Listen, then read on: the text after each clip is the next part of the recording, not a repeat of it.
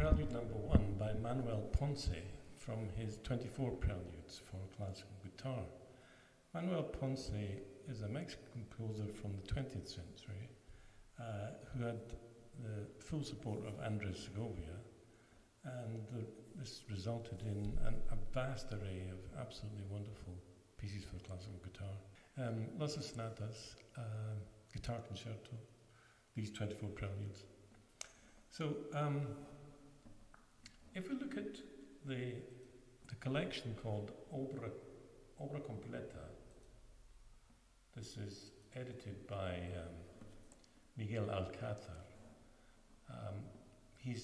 The Obra Completa is the collected works of Manuel Ponce for guitar, and I think you can see here there's no fingering in that edition.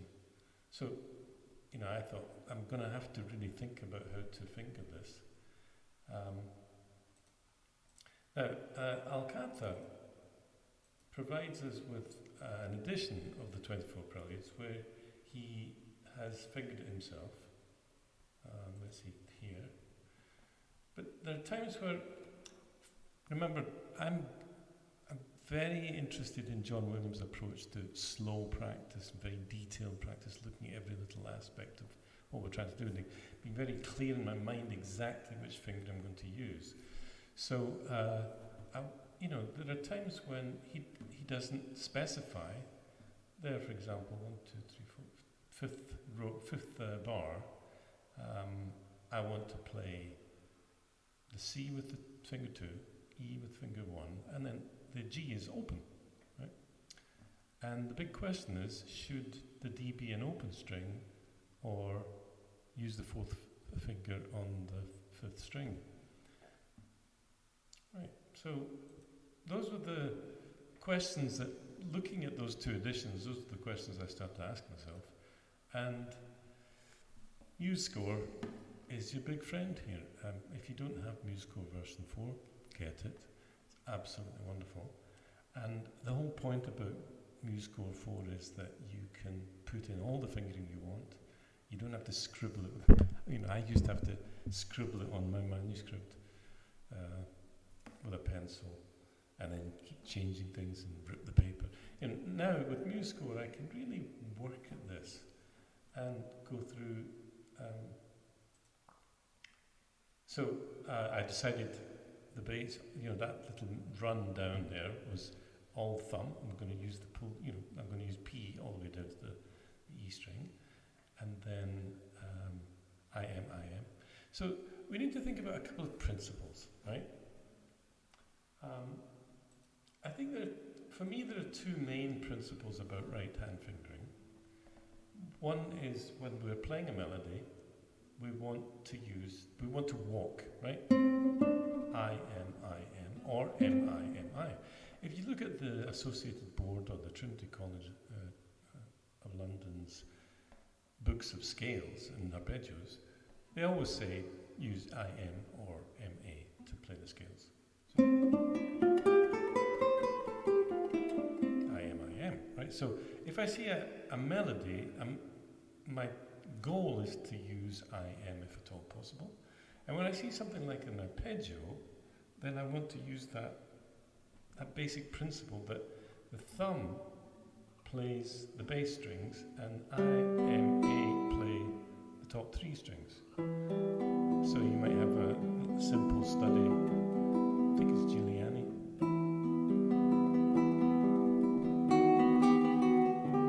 Or something like that.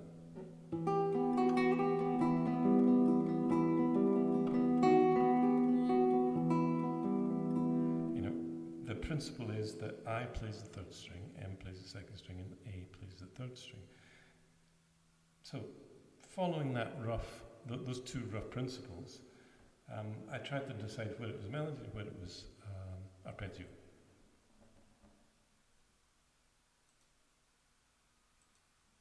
Okay. So, first two bars are quite easy. We've got a bass melody and then a melody on the top strings.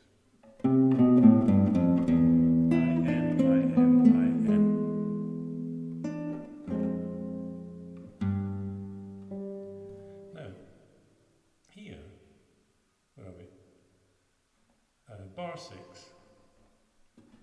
obviously an arpeggio, the bass note with the P, then I, M. Now, I found this unsatisfying. Using the open D, I just found this more legato by playing the D with the fifth string.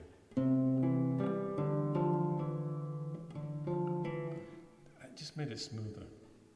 And then in the seventh bar, we've got kind of an arpeggio, it's, D minor 7.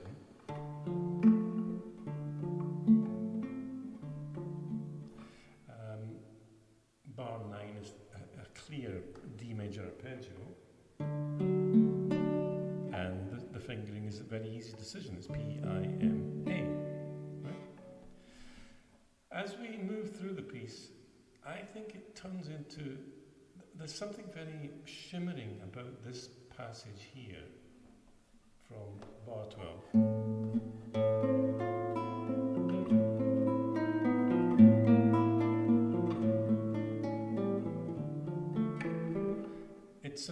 It's a little bit like a campanella. Campanella is when you want to keep all the strings ringing like little bells.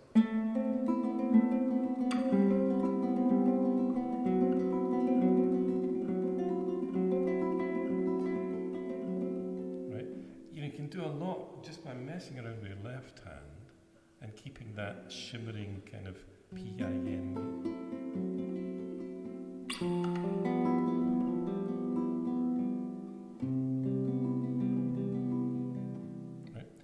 Campanella is when you want to keep all the strings ringing at the same time and you just ring the changes in the chords, right? I feel as if that's something like what Ponce might have been wanting there from bar 12. Right, okay.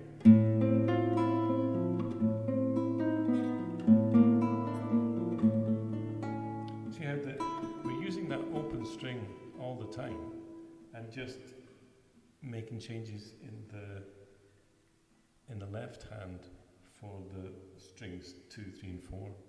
The bass is just a pedal on the open fifth string. You can't achieve that if you were trying to do I, M, I, am. It's got to be, thinking in terms of I, M, A for arpeggios. Right? So working through the piece like that, we see. Actually, I could have added in the fingering. At that point, I think I was beginning to feel it's kind of obvious there. But as you can see, most of the way through, I've really specified. Now, I don't know if you know this piece, you might have noticed I've added a few legatos, a few slurs. I hope Ponce doesn't mind. That's not in the original. I just found trying to work through this fingering. So I'm here on bar 12, 34, 14, 15, right? Figuring out the right hand fingering, that bar is no problem.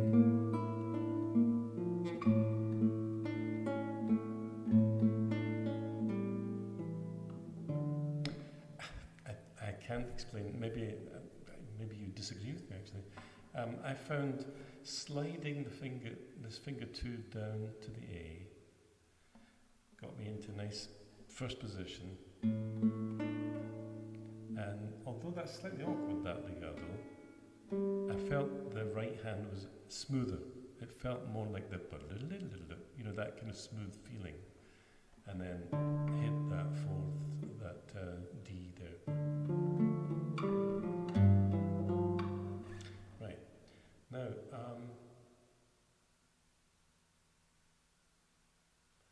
moving on to this higher part. Here, it's worth mentioning this point here because I feel there's a lot of emotion in these bars as we go up to the A and then Ponce slides back to A flat. There's this lovely sense of yearning.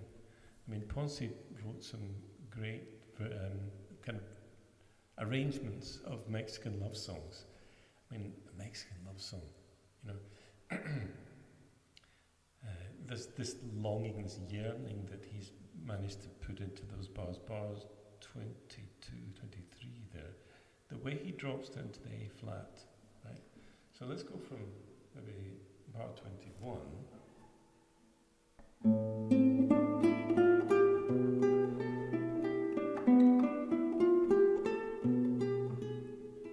It's absolutely, it's delightful, that slide down to the A flat.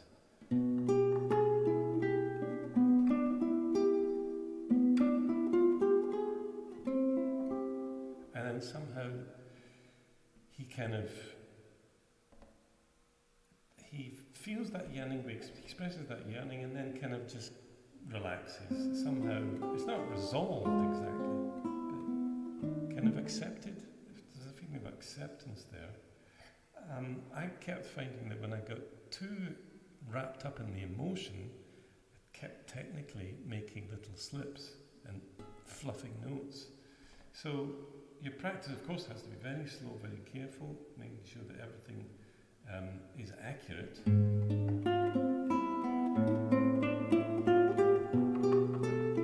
See, it's very easy to fluff these notes and, of course, totally destroy the feeling.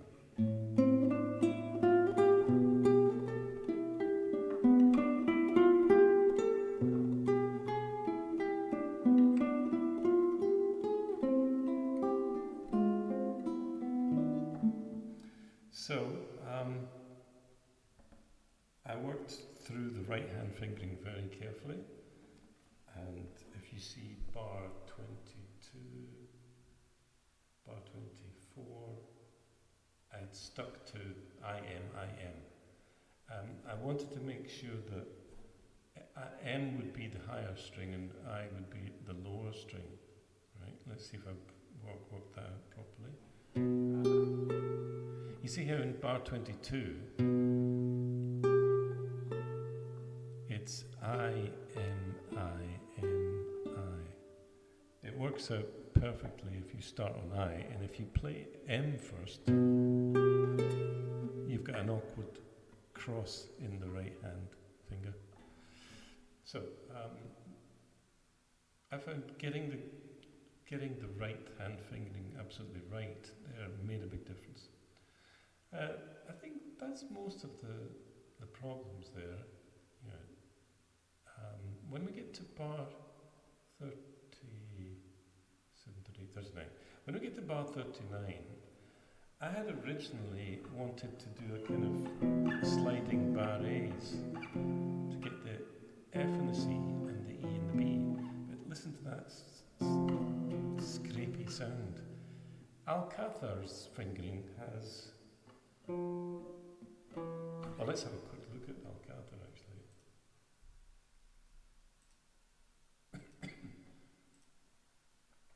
Oops. What have we done? There we are. Right. You see, he's got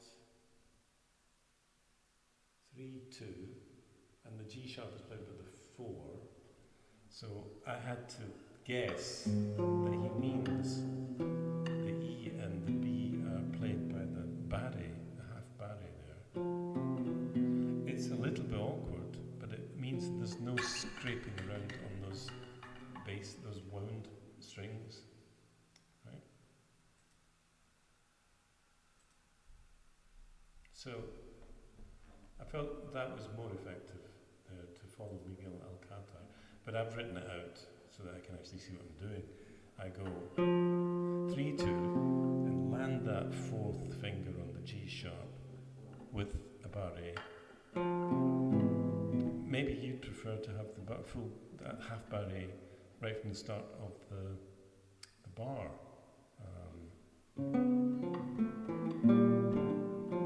You could land the barre immediately. As you can see, I'm fluffing the notes there sometimes because it is quite an awkward position for your hand to get into. But it just solves that scrapey noise, right? And then the lovely fermata, that lovely moment of silence. I just let I've got a bit of reverb on this. If I was in a nice church or something, just let the echo die down, and then, right? Right, so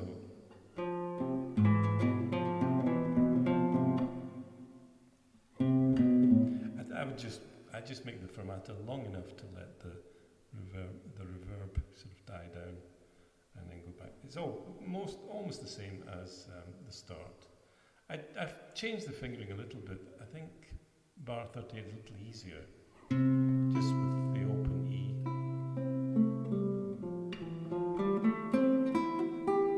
And just lots of IMs there. I just decided that's all a melody, and I'll just make it M-I-M-I.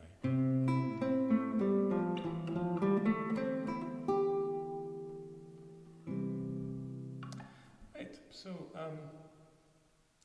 today I wanted to look at fingering. How you take a piece of music that either isn't fingered or is fingered in ways that sometimes you think, that's a bit uncomfortable.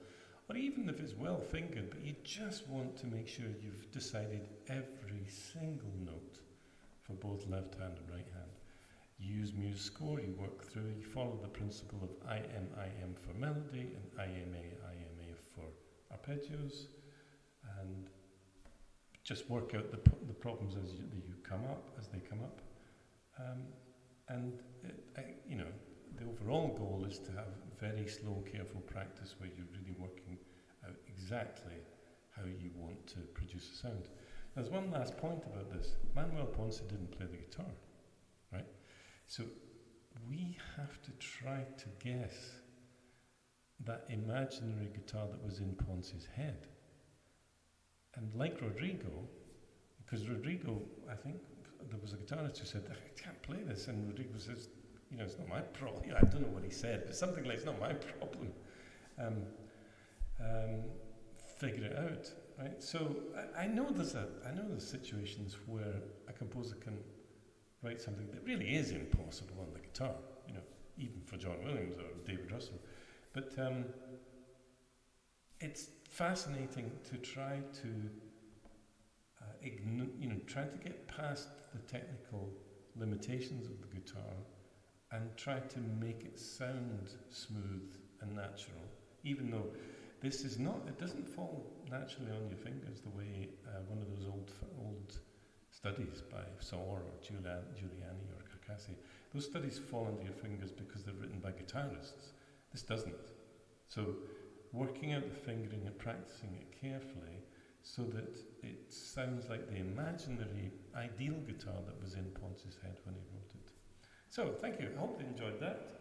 I'll be back next time with some more ideas for how to practice the classical guitar. Thank you.